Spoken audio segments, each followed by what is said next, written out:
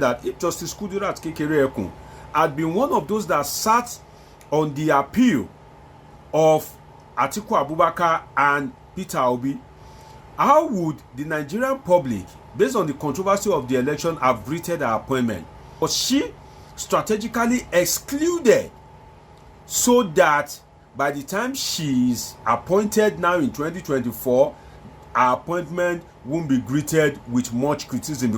If Justice Kudirat Kekere-Ekun is not willing to play ball with President Bola Tinubu, will she end like Onoge?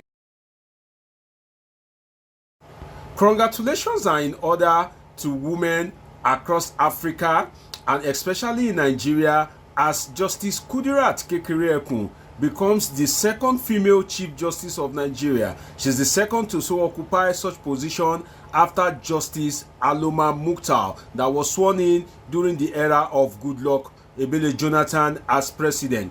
In this episode of Politics with Dr. Omoshola Deji, your favorite political scientist and public affairs analyst, I'll be looking at the personality of Justice Kudirat Kekere-Ekun, her pedigree, and what to expect in her tenure as Chief Justice of Nigeria. So sit back, relax, and let Dr. Deji, your political library, bring you all the analysis on this episode. Now, Justice Kudirat Kekere-Ekun was born in the United Kingdom. She attended the University of Lagos for her LLB, Nigerian Law School, and London School of Economics and Political Science for her Masters in Law. Now, I think it's something to rejoice about that a woman is occupying this position at this present point in time, because sincerely, if you look around you, women have been largely shortchanged in any organization, name it. The majority of population that you find there are men, and you begin to question yourself that, what's up, ladies? I thought they said that what a man can do, a woman can do better. So where are all the ladies? Where are all the women? But now a female has been so gracious, because it's not everybody that have such grace, to occupy the position, the exalted position, if I must say, of the Chief Justice of Nigeria. Now, it is not all women that have had such luck. For instance, do you remember Mama Taraba? Mama Taraba that was contesting for governorship in Taraba State. She wasn't able to clinch that position. Now, Mama Taraba is late. And I'm talking of no other person by the name Aisha Alasan, popularly known as Mama Taraba. You remember her case? She's one of the political stalwarts from that part of the region. Very vast woman, very eloquent. But then she wasn't able to, maybe largely because of the political religious undertone in the north, whereby there are some that believe that it is not too right for a woman to be the leader in a community. And we can take excerpts from the words of Buhari that said, our wife belongs to the other room. Well, I don't know what the other room means, and I don't know what they do there. Maybe you can help me out in the comment section. Now, another woman that has not been that lucky is Aisha Dairu Ahmed, popularly called Binani. Do you remember Binani?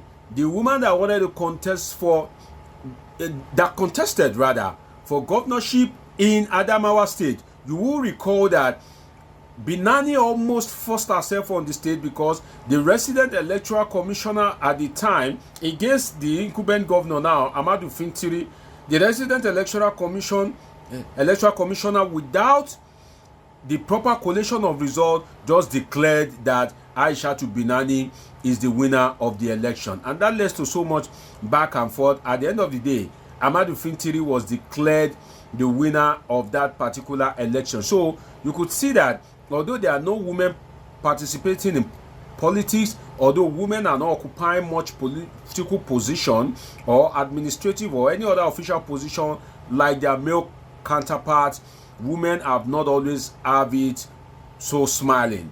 And now Justice Kekere-Ekun is at the helm of affairs. What that means, if you don't know in simple terms, is that when we are talking about law and justice in Nigeria, Justice Kudirat Kekere-Ekun is the first law officer in Nigeria. So you better be watchful. You that you like to beat women, be careful. A woman is the Chief Justice of Nigeria now. You that you like to rape, be very careful. A woman is the Chief Justice of Nigeria at this point in time. So now, one thing is that we need to ask ourselves that why have we not been hearing much about Justice Kudirat Kekere-Ekun? And if she is one of the top 3 oldest judges that is qualified at the Supreme Court, you ask yourself that why is she not among the presidential panel, the panel that sat on the presidential election of Atiku,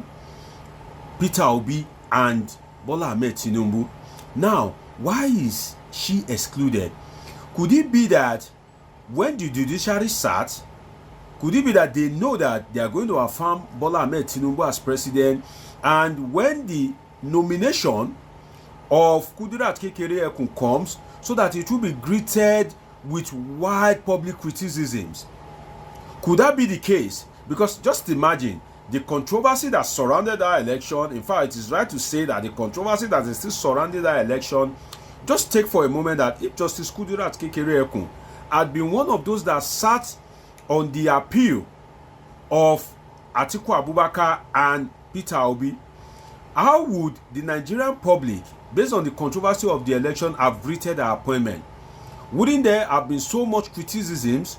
Wouldn't people have been shouting all over the place that, oh, this woman, we don't really have confidence in her? So was she strategically excluded so that by the time she is appointed now in 2024, her appointment won't be greeted with much criticism? Because I remember, I just thought that what could be more important, what could be more gracious than sitting as a member of the presidential election petition panel? I don't think any judge will want to miss that. So if you exclude Justice Kudirat Kekere-Ekun and you try to include judges that are not up to her in terms of ranking, that begs the question, why was that done? So, but the thing is, women have been largely underrepresented in governance, and I think kudos to the judiciary that there is a clear line of succession. If not, maybe the men would have wrestled power from Kekere-Ekun. Who knows? Maybe Kekere-Ekun itself is not the most preferred if the president had a choice. If it is not by ranking, as Justice Ariwola is, leaving the position, the next in command is Kudirat Kekere-Ekun. So who knows whether if they are not doing it by next in command, maybe the president will not have even, appointed Kekere-Ekun. But I think that is fair for the sake of transparency. So women have been largely underrepresented in governance, in offices, sports, but now women are the aim of affairs in Nigeria's judiciary. So I just hope that that Justice Kudirat Kekere-Ekun will not misuse our opportunity like Nigerian youths. Yes, I hope Justice Kudirat Kekere-Ekun will not misuse our opportunity like Nigerian youths. What do I mean by that? Now, they usually say not too young to run or not too young to rule. But the truth is, Nigerian youth that have had the opportunity to occupy leadership positions have largely messed up those offices. And I give you 2 examples. Yaya Bello, the former governor of Kogi State, you remember the second time of his election, and you remember that popular song, then go yera mo ta ta ta ta ta, ta ta ta ta ta, signifying the sound of a gun that is shooting like ta ta ta ta ta ta, And at the end of the day, during the election, we saw a helicopter shooting from the sky into voters, people that are trying to vote.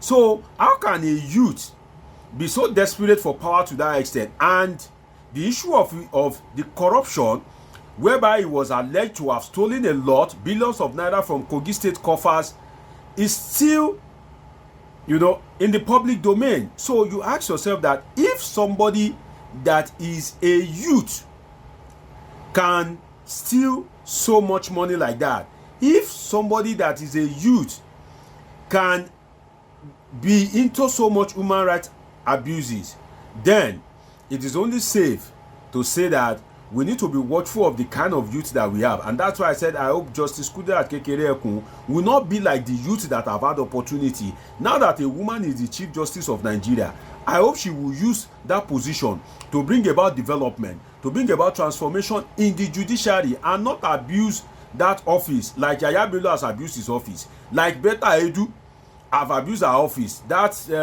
minister that was suspended, we are yet to hear anything about the corruption allegation anyway.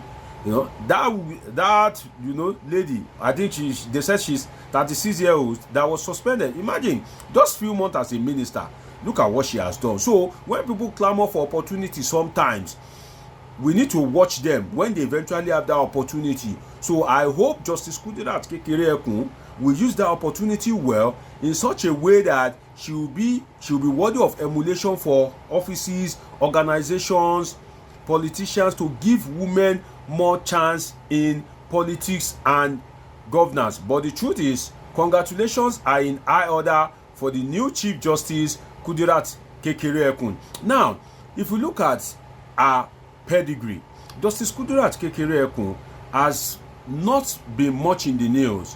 She has not had much scandal, or I've not read any scandal about her. I think she has conducted herself diligently. So hopefully we will get to see more of her in the coming days, and we will get more justice in Nigeria, because, well, justice seems to be lacking in Nigeria anyway. So I just hope that a great personality won't be corrupted by desperate politicians. And what comes to my mind is, if Justice Kudirat Kekere-Ekun is not willing to play ball with President Bola Tinubu, will she end like Onoge? Because the president is a power-oriented politician. So if she is found wanting not to be in the camp of the Tinubu boys, will she end up like Justice Walter Onoge?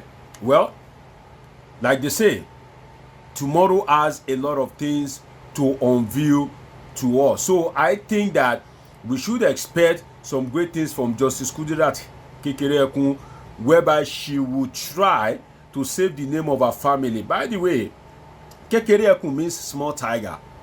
Well, in any case, if judicial proceedings, law practice is anything to go by, Justice Kekere-Ekun is not a small tiger anyway. But that's the meaning of her name. Kekere means small, Ekun means tiger. So Kekere-Ekun means small tiger. It's been an interesting time with you on this episode of Polithink with Dr. Omoshola Deji, your #1 trusted political scientist, public affairs analyst. In fact, call me your political library and you won't be wrong.